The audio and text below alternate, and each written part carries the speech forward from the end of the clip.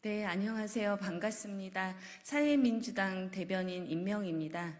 올해 22대 국회에서 사회민주당이 원내 정당으로 진출하게 되었는데요. 앞으로 국회 소통관을 통해서 여러분 기자분들과 함께 더 자주 그리고 적극적으로 소통해 나가도록 하겠습니다. 종부세 폐지는 우리 모두를 더 가난하게 만들 것입니다. 최근 대통령실이 종부세 완전 폐지를 포함한 전반적인 세제 개편을 예고하였습니다.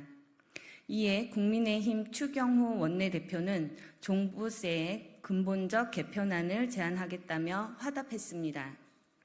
윤석열 정부 2년 동안 법인세 인하, 다주택자 종부세 감세 등 엄청난 부자 감세로 인한 세수 부족으로 국가 경제는 최악의 지표를 나타내고 있습니다. 법인세와 양도소득세 감소분만 41조를 넘어 전체 세수 감소의 80%를 차지했습니다. 종부세 등 부자 과세가 감소하면서 오히려 중산층과 서민층의 부담은 더 늘었습니다. 모든 세목에서 세수가 줄어든 가운데 유일하게 근로소득세만 증가하였습니다.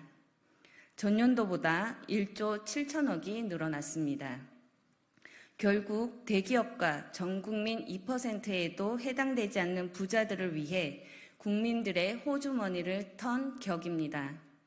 우리 국민들은 더 이상 졸라맬 허리띠 구멍도 없습니다. 종부세 폐지는 세수 부족과 긴축 재정으로 심각한 경제 상황을 더욱 악화시키게 될 것입니다. 대통령실의 종부세 완전 폐지 구상을 촉발한 것은 박찬대 의원과 고민정 의원 등 더불어민주당 의원들입니다. 지금은 논의할 때가 아니라며 선 그었지만 때가 되면 다시 꺼내들 것 같은 느낌입니다. 더불어민주당은 고 노무현 대통령이 온갖 어려움을 이겨내며 종부세를 도입하고 끝까지 지켜낸 이유를 잊은 것입니까? 종부세는 부동산 보유세의 하나로 부동산 투기 억제, 불평등 완화, 국토 균형 발전 촉진 등 긍정적인 기능을 해왔습니다. 종부세가 폐지되면 몇 년 후 또다시 투기 수요 증가로 집값은 폭등하고 무주택자는 주거 문제로 더 큰 어려움을 겪을 것입니다.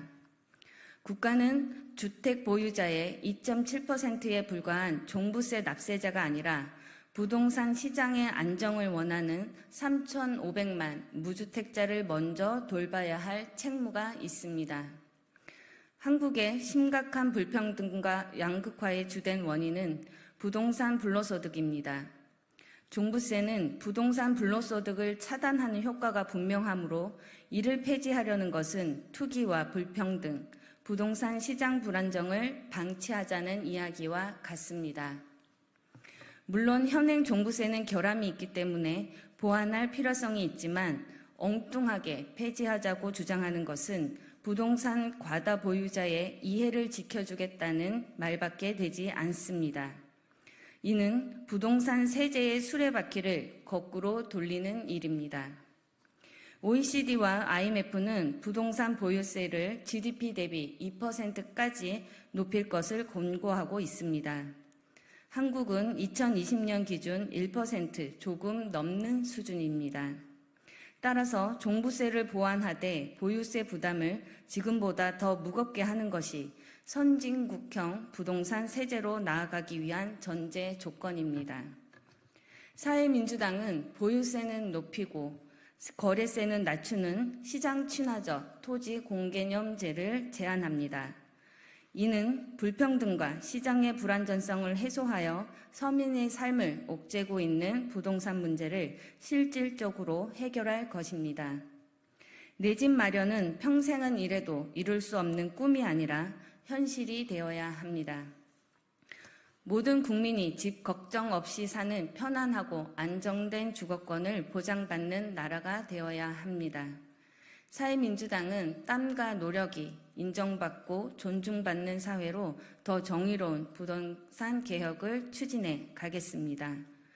국가의 혁신을 가로막고 있는 불평등을 이 시대 모든 정치 세력이 함께 손잡고 해결해 나갑시다.